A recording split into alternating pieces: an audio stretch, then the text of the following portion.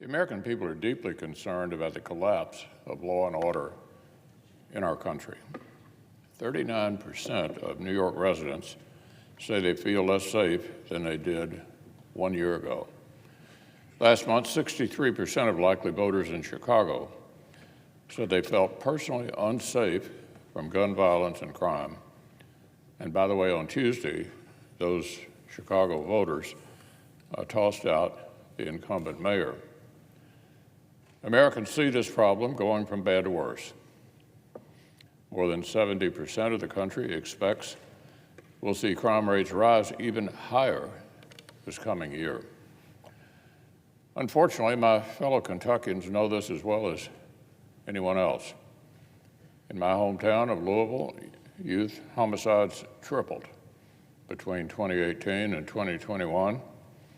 In fact, since the onset of the pandemic, Louisville has seen the second worst increase in youth homicides among more than a dozen similar U.S. cities. Total homicides have slightly subsided from their record high in 2021, but they're still sitting in the triple digits. One Louisville couple whose 19-year-old son was murdered by a convicted felon in 2019 summed up the way everybody's feeling. Here's what he said: homicides may be down, but it's not down enough. Of course, crime is not limited to the most callous acts of murder. There's also a literal rash of brazen theft. Just 2 days ago, the town of Somerset in my state was stunned when their local car dealership was robbed point blank. A group of masked thieves stormed the showroom and drove no fewer than 6 high-end cars right off the lot. The nationwide decline in law and order hasn't been happenstance. Today's Democratic Party has made a deliberate decision to make public safety and innocent citizens a lower priority than repeat criminal offenders. This has happened at the federal level, where prominent Democrats have spent years amplifying anti-police rhetoric that tangibly and probably hurts law enforcement and certainly leads to more crime. It's happened at the local level, where liberal mayors and city councils around the country have waged rhetorical wars against their own police departments and sometimes actually followed through on cutting funding.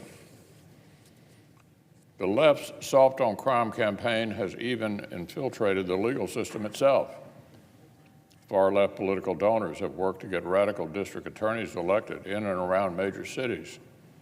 Many of them have promptly instituted what amounts to a blanket amnesties for whole classes of crimes. For example, in Los Angeles, the district attorney's refusal to go after major misdemeanor offenses has brought his office prosecution rate down to half of what it was under his predecessor. The Commonwealth Attorney over in Fairfax County has repeatedly declined to pursue justice against perpetrators of child sexual assault. And the former district attorney in Boston, who made headlines for declaring that charges involving 15 different serious crimes would be, quote, outright dismissed, end quote, was actually rewarded by President Biden with a promotion to be the U.S. attorney for her whole state. To make matters worse, in the midst of the violent crime surge that Democrats' actions have helped cause, their administration's Department of Justice has focused on many of the wrong things. A year and a half ago, Attorney General Garland instructed the department, including the FBI, to go sniffing around stories of concerned parents voicing opinions at local school board meetings. In the middle of a violent crime rate, the administration's priority was extra security for moms and dads exercising their First Amendment rights. Just last fall, armed FBI agents were sent to rural Pennsylvania to arrest a father at home in front of his young children because the man had defended his son during an earlier minor altercation outside an abortion clinic.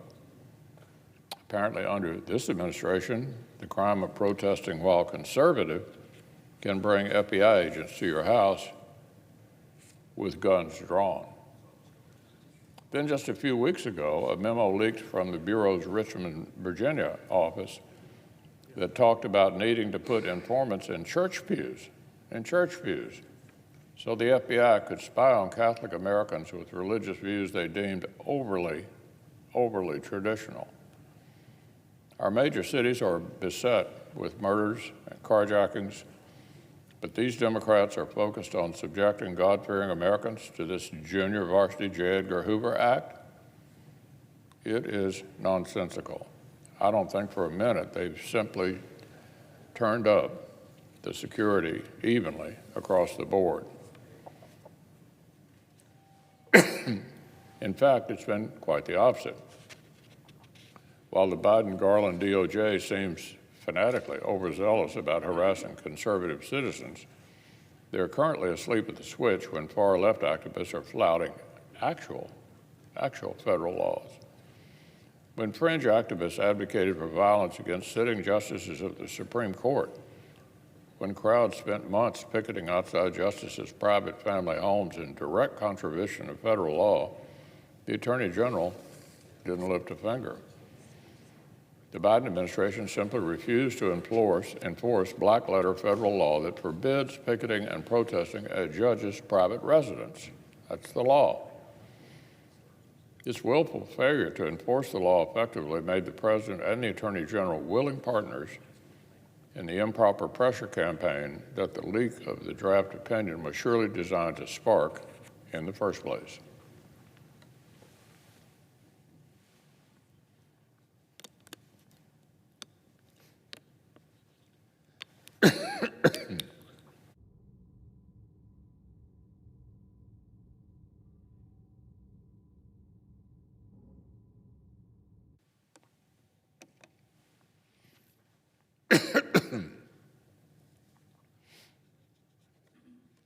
Or get this, as the senior senator from Utah has pointed out, there have been more than 80 recorded attacks on pro-life pregnancy centers since the start of last year, and 130 attacks on Catholic churches. Do you know how many of the offenders Attorney General Garland's DOJ has managed to charge? A grand total of 2, just 2. Suffice it to say, the Attorney General had a lot to answer for at his oversight hearing before Judiciary yesterday. But unfortunately, senators saw no evidence that a course correction is coming. For example, the Attorney General wouldn't give Ranking Member Graham a straight answer on designating Mexican drug cartels as foreign terrorist organizations. He wouldn't give a straight answer about whether we should expand mandatory minimum sentencing laws to address the fentanyl crisis. He seemed to imply the status quo is okay, and the DOJ already has the tools it needs to address the problem, which I would add, if true, would make the administration's failures all the more galling.